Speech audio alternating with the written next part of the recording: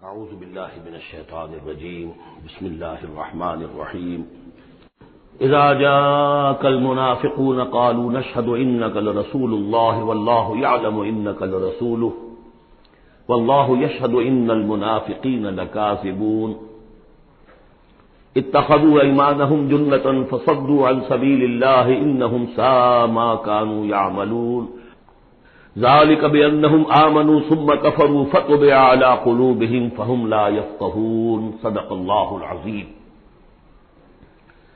رب اشرح لي صدري ويسر لي أمري واحلل عقدة من لساني يفقهوا قولي۔ قرآن مجید میں جو مدنی صورتوں کا یہ سب سے بڑا گلدستہ ہے،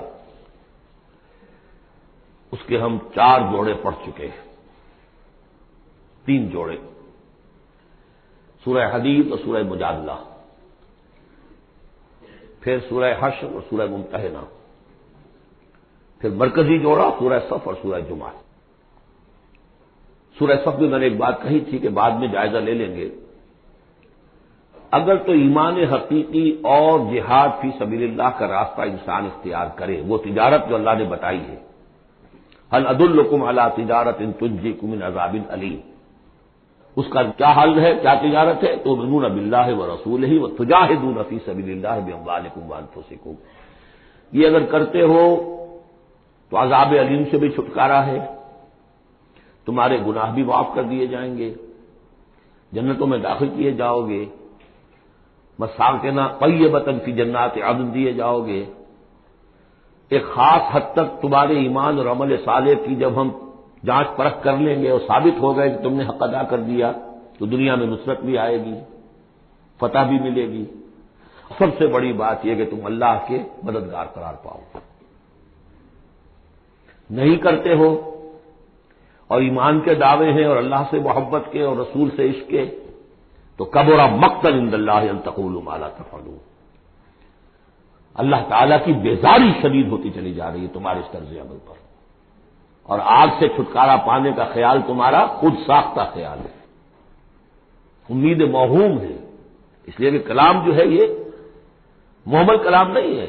هل ادلکم علی تجارت تنجیکم من عذاب علیم، وہ تجارت تمہیں بتائی جائے جو عذاب علیم سے چھٹکارا دلا دے، وہ نہیں کرتے ہو اور چھٹکارا ہو گیا تو پھر یہ کلام غلط ثابت ہو گیا، پھر یہ کلام محمل ہے، بے معنی ہے۔ کرتے ہو تو سب کچھ ہے، اس کو کہتے ہیں ہماری فزیولوجی میں آل اور نن لا، وہ چیز ہوگی تو پوری ہوگی، نہیں ہوگی تو زیرو ہو جائے گی، پرسنٹیج نہیں ہے بیچ میں۔ مسل کے بارے میں یہ والنٹری مسل جو ہوتے ہیں، ان کی کنٹریکشن جو ہوتی ہے آل اور نن، اگر تو اسٹیمولس پورا مل جائے گا تو پوری کنٹریکشن ہوگی، اور اگر وہ اسٹیمولس جو ہے کم ہے تو بالکل نہیں ہلے گا وہ، یہ نہیں کہ وہ درمیان میں، آل اور نن لا۔ اچھا، اس کے لیے جو آدمی چاہیں گے کیسے ٹرین کرنا ہے، کیسے تیار کرنا ہے، وہ سورہ جمعہ۔ اب یہ جو دوسرا، بلکہ کہنا چاہیے کہ جو چوتھا جوڑا آ رہا ہے، اس میں ایک تو ترتیب آپ الٹی دیکھ رہے ہیں، پہلے آ رہی ہے وہ سورت جس میں کہ تسبیح کا ذکر نہیں ہے، بعد میں آئے گی سورہ تغابن جس میں تسبیح کا ذکر ہے۔ دوسری بات یہ کہ یہاں نفاق کا تذکرہ ہے اور سورہ تغابن میں ایمان حقیقی پر جامع ترین سورت ہے۔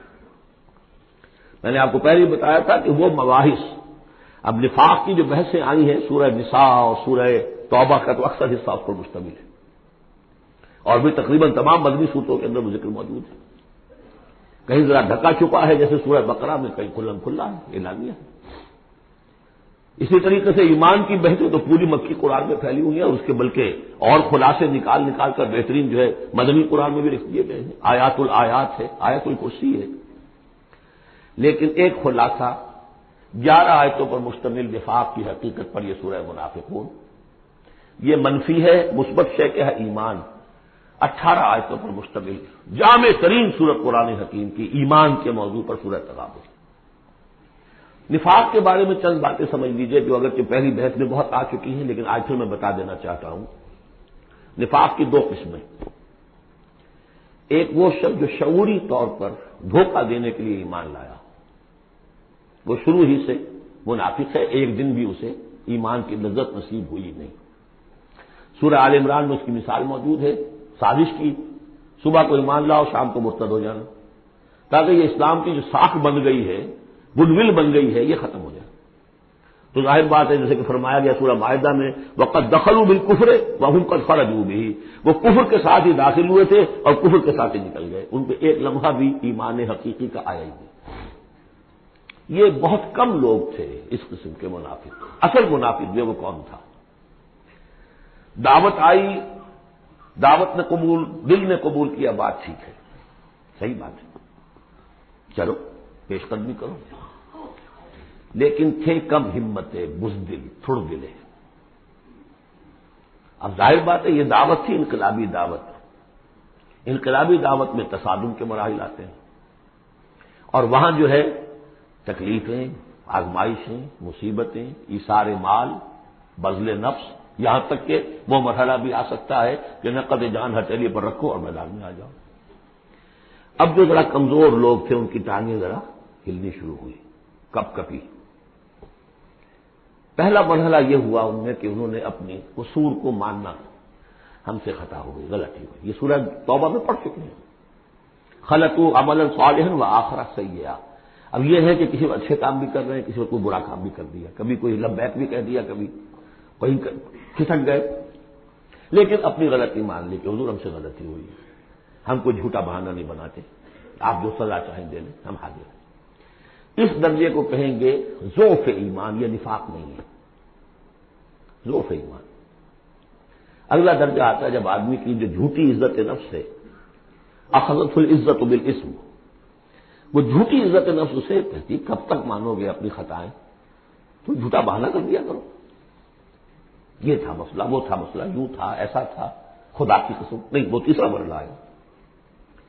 جھوٹا بہانہ جہاں شروع کیا نفاق شروع ہو گیا۔ لہذا منافقین کے ضمن میں ہمیشہ کذب کذب کذب، اس کو نہیں دیکھیں۔ اگلا مرحلہ آیا اور دیکھا کہ یہ تو اب ہم جو بہانہ بناتے تو لوگ مسکراتے ہیں، کچھ تو سمجھتے ہیں کہ یہ جھوٹا بہانہ بنا رہا، لہذا قسمیں کھا کر موقد کیا اپنی قسموں سے۔ یہ سیکنڈ سٹیج میں ٹی وی آ گئی، نفاق کی T V in second stage, جھوٹا بہانہ فرسٹ سٹیج، جھوٹی قسم سیکنڈ سٹیج۔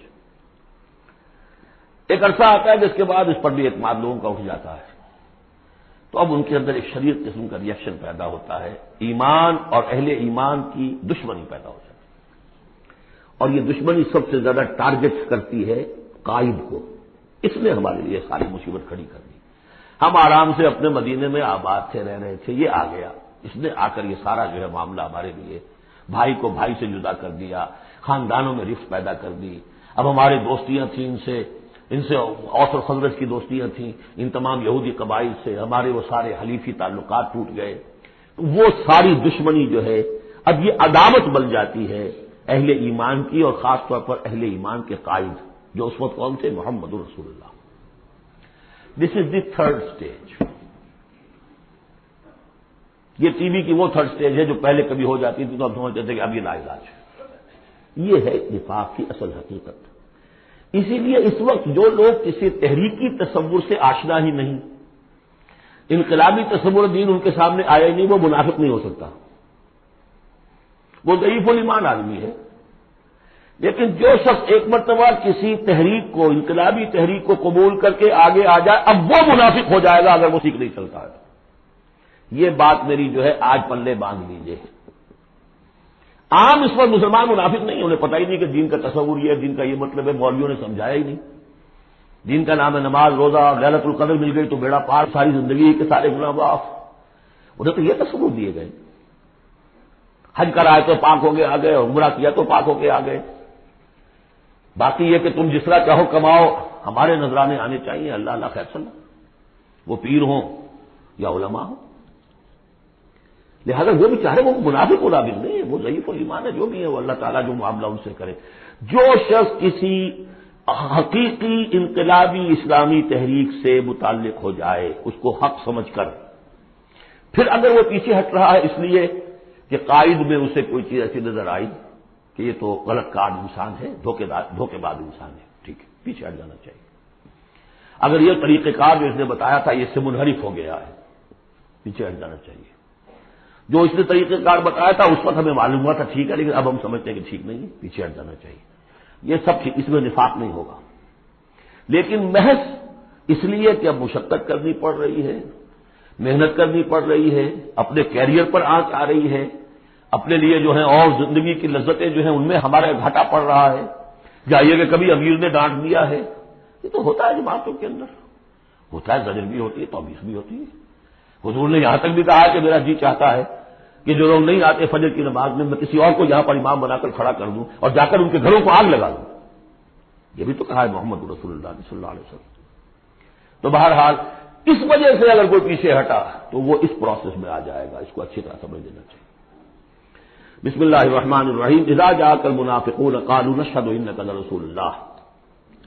اے نبی جب آپ کے پاس آتے ہیں منافق اور وہ کہتے ہیں کہ ہم گواہی دیتے ہیں، ہم کہتے ہیں، ہم اقرار کر رہے ہیں کہ آپ اللہ کے رسول ہیں، واللہ یعلم انک لرسول، اللہ جانتا ہے کہ آپ اس کے رسول ہیں، اللہ سے بڑھ کر اور کون جانتا ہے کہ آپ اللہ کے رسول ہیں، لیکن واللہ یشہد ان المنافقین لکاذبون، اللہ گواہی دیتا ہے کہ یہ منافق جھوٹے ہیں، یہ دل سے بات نہیں کہہ رہے۔ اتخذوا ایمانہم جنۃ، پہلی سٹیج کاذبون کے حوالے سے یہ جھوٹے ہیں، نفاق کی پہلی سٹیج۔ پھر انہوں نے اپنی قسموں کو ڈھال بنا لیا، اتخذوا ایمانہم جنۃ فصدوا عن سبیل اللہ، انہوں نے اپنی قسموں کو ڈھال بنا کر اور اللہ کے راستے سے رک گئے۔ خدا کی قسم یہ مسئلہ تھا، میں اس لیے نہیں جا سکا، میری بیوی بیمار تھی، کوئی دیکھنے بھالنے والا نہیں تھا۔ انہم ساء ما کانوا یعملون، یہ بہت ہی برا کام ہے جو کر رہے ہیں۔ ذالک بانہم آمنوا ثم کفروا، یہ وہ لوگ ہیں جو ایمان لا کر کافر ہوئے ہیں، یہ وہ لوگ نہیں ہیں جو دھوکے ہی سے ایمان میں داخل ہوئے تھے۔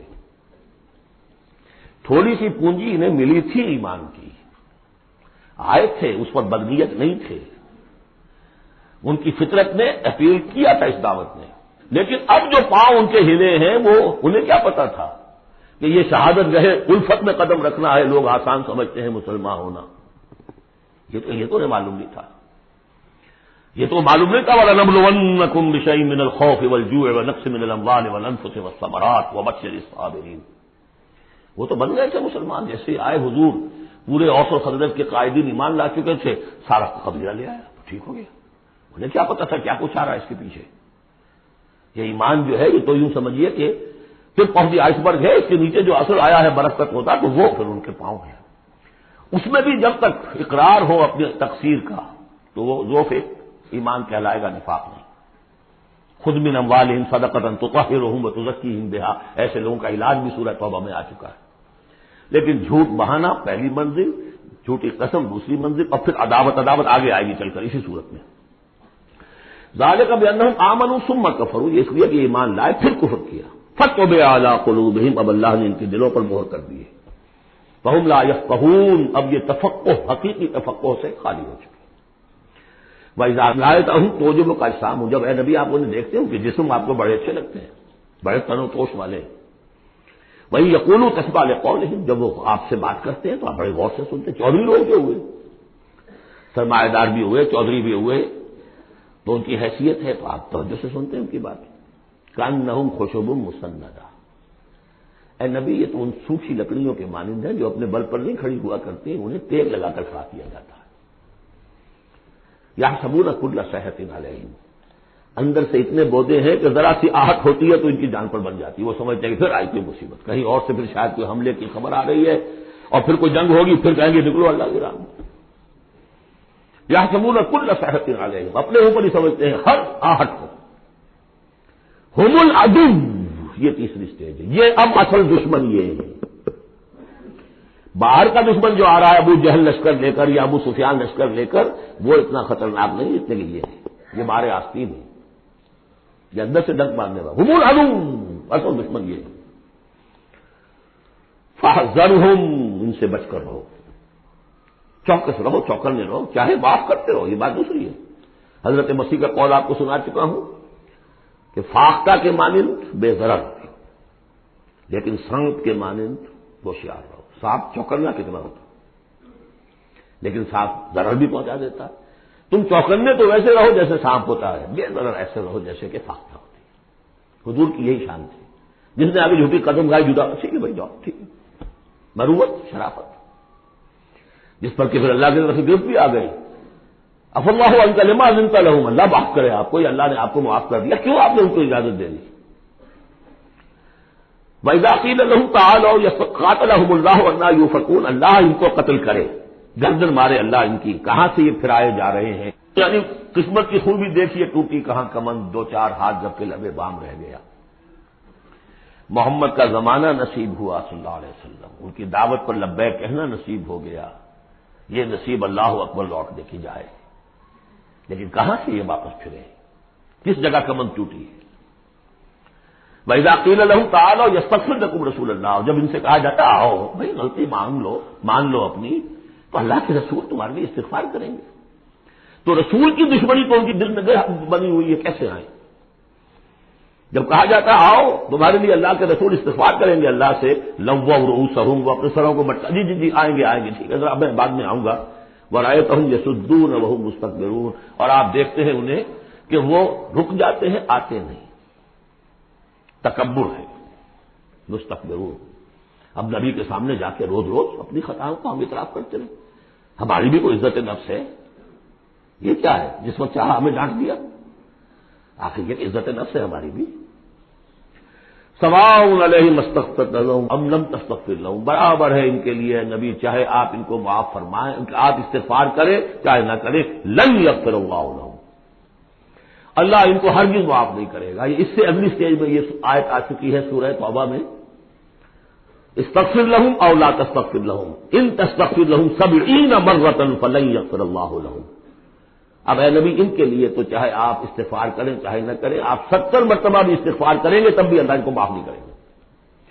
اور حضور کی مربت دیکھیے، حضور فرماتے ہیں کہ اگر مجھے یہ معلوم ہوتا کہ 70 سے زیادہ مرتبہ استغفار کرنے سے ان کی نجات ہو جائے گی تو میں 70 سے زیادہ مرتبہ استغفار کرتا، لیکن یہاں 70 مراد نہیں ہے، 70 سے مراد جتنی چاہے آپ استغفار کر لیں۔ ہم الذین، اب یہ عداوت کا جو ہے ان کا جو نقشہ ہے، یہ واقعات پیش کیے جا رہے ہیں۔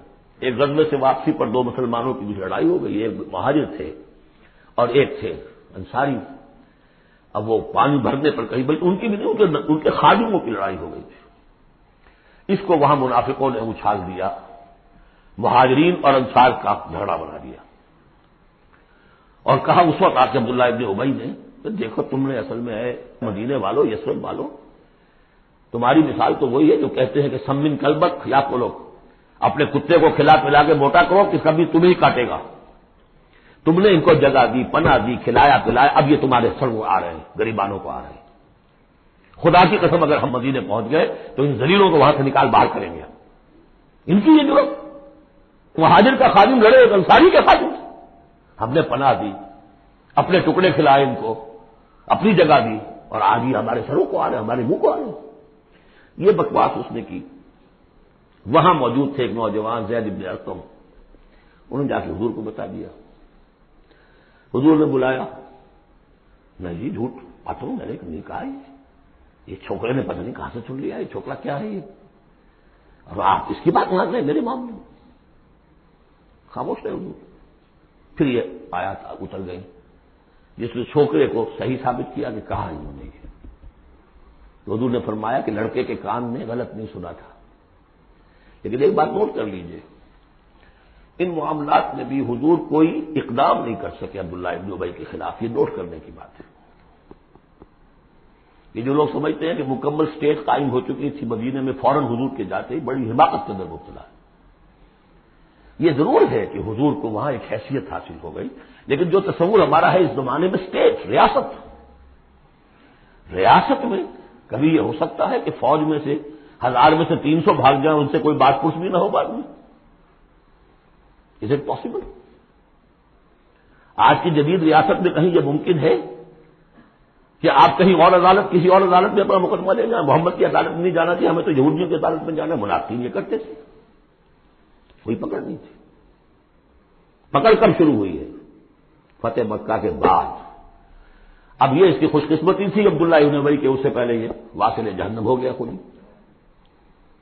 ورنہ یہ کہ فتح مکہ کے بعد ریاست قائم ہوئی ہے۔ یہی وجہ کہ اس کے بعد پھر جب جنگ کا اعلان ہوا ہے تو جو نہیں گئے ان سے بات پرس ہوئی ہے، حساب کتاب ہوا، اس سے پہلے نہیں۔ تو اصل مسٹیک جو ہے عبداللہ ابن ابی کا، یہاں پہ بھی خاموش۔ ایک موقع پر جب کہ تہمت کا معاملہ چل رہا تھا تو ایک دفعہ حضور کے زبان مبارک سے ایسے الفاظ میں نکل گئے، دکھا دے گی، کہ کیا کوئی شخص نہیں ہے کہ جو مجھے اس ایذا رساں شخص جو ایذا پہنچا رہا ہے اس کی ایذا سے بچا سکے؟ بات انڈیا ظاہر تھا صاف کہ کیا کوئی شخص اس کو قتل نہیں کر سکتا. اب واقعات مختلف آتے ہیں. ایک واقعے میں تو یہاں تک آتا ہے کہ صاحب ابن معاذ موجود تھے، انہوں نے کہا کہ حضور آپ مجھے حکم دیجیے میں قتل کرتا ہوں اس کو. سعد ابن عبادہ تھے، وہ خزرج میں سے تھے. وہ فوراً تم یہ اس لیے کہہ رہے ہو کہ وہ خزرج کا آدمی ہے. تو معلوم یہ ہوا کہ وہ جو قبائلی عصبیتیں تھیں کسی نہ کسی درجے میں ابھی موجود تھیں، ایک دن میں صاف نہیں ہوتی یہ چیزیں. پھر حضرت سعد بن عبادہ کہتے ہیں حضور سے، حضور اس شخص کے معاملے میں نرمی کیجیے، اصل میں اس شخص کو ہم بادشاہ بنانے کا فیصلہ کر چکے تھے، اس کے لیے ہم تاج تیار کر چکے تھے. آپ آئے تو اس کے سارے خواب جو ہیں وہ بکھر گئے. اس کا ایک طرز عمل ہے لیکن یہ کہ اس کا اثر ہے ہمارے قبیلے میں. حکمت اور مصلحت کا تقاضا یہ ہے کہ اس کے خلاف اقدام نہ کیا جائے. یہ بات سمجھ. ابھی ریاست اس درجے کی نہیں تھی کہ ان تمام چیزوں کو بالکل ان مصلحتوں کو بالکل نظر انداز کرتے ہوئے جو قدم چاہے اٹھا دیں کہ نہیں. اب کتنا بڑا کفر ان کا چلا آ رہا ہے یہاں پر. هم الذین یقولون لا تنفقوا علی من عند رسول اللہ حتی ينفضوا، یہی ہے وہ لوگ جو کہتے ہیں کہ مت خرچ کرو ان پر جو اللہ کے رسول کے گرد جمع ہو گئے ہیں. دیکھنا ان بستیوں کو تم کے ویراں ہو گئی، یہ سب بھاگ جائیں گے اگر تم ان کو پر خرچ نہ کرو. حتی ينفضوا، یہاں تک کہ وہ منتشر ہو جائیں. وللہ خزائن السماوات والارض، حالانکہ اصل خزانے کائنات کے آسمان اور زمین کے اللہ کے اختیار میں ہے. ولکن المنافقین لا یفقہون، لیکن ظاہر بات ہے کہ منافقین اس کا فہم نہیں رکھتے. یقولون لئن رجعنا الی المدینہ لیخرجن الاعز منها الاذل، اور وہ کہتے ہیں اگر ہم مدینے لوٹ گئے، اب چونکہ فوج واپس آ رہی تھی ایک جنگ سے، اب جب مدینے پہنچ جائیں گے تو لازماً جو عزت والے ہیں نکال باہر کریں گے ان ذلیلوں کو. اور ذلیل سے مطلب کمزور، ذلیل کا مطلب جو ہے وہ ہماری زبان میں جو ہوتا ہے کمینہ وہ نہیں ہے، ان کو ہم نکال باہر کریں گے. وَلِلَّهِ الْعِزَّةُ وَلِرَسُولِهِ وَلِلْمُؤْمِنِينَ، حالانکہ عزت تو اللہ کی ہے اور اہل ایمان کی ہے، اللہ کے رسول کی ہے اور اہل ایمان کی ہے. وَلَٰكِنَّ الْمُنَافِقِينَ لَا يَعْلَمُونَ، لیکن یہ منافق جانتے نہیں. لیکن ہوا یہ کہ جب یہ قول پہنچا ہے، عبداللہ ابن ابی کے بیٹے کا نام بھی عبداللہ ہے، وہ بڑے مخلص نوجوان، خالص، صادق القول صادق الایمان. انہیں معلوم ہے میرے باپ نے یہ کہا ہے، تو مدینے میں دروازے میں کھڑے ہو گئے تو ننگی تلوار لے کر اپنے باپ سے کہا ہے کہ جب تک تم یہ نہیں مانو گے کہ تم ذلیل ہو، عزت ہے اللہ کے لیے اور اس کے رسول کے لیے اور اہل ایمان کے لیے، اس وقت تک مدینے میں گھسنے نہیں دوں گا. فریاد بھی کی، حضور سے بھی کہا، لیکن پھر کہنا پڑا اس کو کہ ہاں اللہ، اس کا رسول اور اہل ایمان عزت والے ہیں، ہم ذلیل ہیں، تب داخل ہوئیں گے. یہ 8 آیات ہیں حقیقت ایمان، اس کی اصل بیماری، اس کی سٹیجز، پروگنوسس کہ کہاں تک یہ لے جا سکتی ہے بیماری کہ رسول کا استغفار بھی مفید نہ رہے. اور 3rd سٹیج دشمنی پیدا ہو جائے. اب اگلی 3 آیات جو دوسرے رکوع کی ہیں اس میں اس کا علاج ہے. علاج جو ہے پریونٹیو ہوتا ہے، کیوریٹو. پریونٹیو یہ ہے کہ اس مرض کی چھوت نہ لگے، ٹیکہ لگاؤ، اسمال پاکس کا ٹیکہ لگا دو، چھوت نہیں لگے گی. ایک یہ کہ اگر ہو ہی جائے تو پھر یہ ہے کہ اس کا علاج. پریونٹیو کیا ہے؟ یا ایھا الذین آمنوا لا تلھکم اموالکم ولا اولادکم عن ذکر اللہ. اہل ایمان تمہیں غافل نہ کرنے پائے تمہارے اموال اور تمہاری اولاد اللہ کی یاد سے. ومن یفعل ذلک فاولئک هم الخاسرون، اور جو کچھ یہ کریں گے تو وہی خسارے میں رہیں گے. اب ذکر سے مراد صرف وہ ذکر نہ سمجھیے تصویر، اللہ یاد رہے، اپنا فرض یاد رہے، آدمی چاق و چوبند رہے، اپنے فرض کی ادائیگی کے لیے کمر بستہ رہے، سب ذکر میں. جہاد سے غافل نہ کر دے تمہارے مال اور اولاد، ان میں اتنا انہماک ہو جائے کہ وقت ہی نہیں، میں کیا کروں گی، وقت ہی نہیں. وقت کہاں سے آئے گا؟ آپ نے معبود بنا رکھا ہے اپنے اسٹینڈرڈ آف لیونگ کو، اسٹیٹس کو. اسٹیٹس سمبل معبود ہے، اب اسی کو پوج رہے ہیں آپ صبح سے شام، اور رات کے اوقات میں بھی سوچ بچار اسی کی ہے. تب کہیں جا کر وہ سمبل جو ہے قائم رہتا ہے. تو کیسے ہوگا؟ اس کا کیوریٹو ٹریٹمنٹ وہ کیا ہے؟ دیکھیے نفاق، الف اس میں ڈال دیجئے، انفاق یہ اس کا علاج ہے. انفاق، خرچ کرو، خرچ کرو. نفاق کا اصل سبب کیا ہے؟ دنیا کی محبت. دنیا کا محبت کا سب سے بڑا مظہر کیا ہے؟ مال کی محبت. اور علاج بالمثل یہ ہوگا، مال نکالو. یہ ہے اس کی اصل علاج. جیسے سورہ حدید میں ہم نے پڑھا تھا کہ زمین کے اندر حل چلانا پڑے گا. حل کیا ہے؟ ان المصدقین والمصدقات واقرضوا اللہ قرضا حسنا یضاعف لهم ولهم اجر کریم والذین آمنوا باللہ ورسلہ اولئک هم الصادقون. یہ گند نکال تو دل سے، پھر ایمان کا بیج پڑے گا تو لہلائے گی کھیتی. پھر صدیقیت کی طرف جاؤ چاہے شہادت کی طرف. یہ تمہاری استاد تباہ ہے. وانفقوا مما رزقناکم من قبل ان یاتی احدکم الموت، اور خرچ کر دو اس میں سے جو کچھ ہم نے تمہیں دیا ہے، اس سے پہلے کہ تم میں سے کسی کی موت کا وقت آئے. فیقول، پھر وہ اس وقت کہے رب لولا اخرتنی الی اجل قریب، پروردگار اسے ذرا اس دیر کے لیے مؤخر کر دے. فاصدق واکن من الصالحین، تو میں بڑی تصدیق کروں گا اور خیرات و صدقات سارا کچھ دے دوں گا اور میں بالکل صالحین میں سے ہو جاؤں گا. وَلَن يُؤَخِّرَ اللَّهُ نَفْسًا إِذَا جَاءَ أَجَلُهَا، جب کسی جان کا وقت آ جائے گا، وقت معین، پھر اللہ اسے کسی صورت مؤخر نہیں کرے گا. قوموں کی اجل تو پھر بھی مؤخر ہوئی ہے، قوم یونس کی ہو گئی ہے، لیکن یہ کہ انفرادی اجل کبھی مؤخر نہیں ہوتی. واللہ خبیر بما تعملون، اور جو کچھ تم کر رہے ہو اللہ اسے باخبر ہے. اب یہ تو تھا منفی نفاق. مثبت ہے ایمان.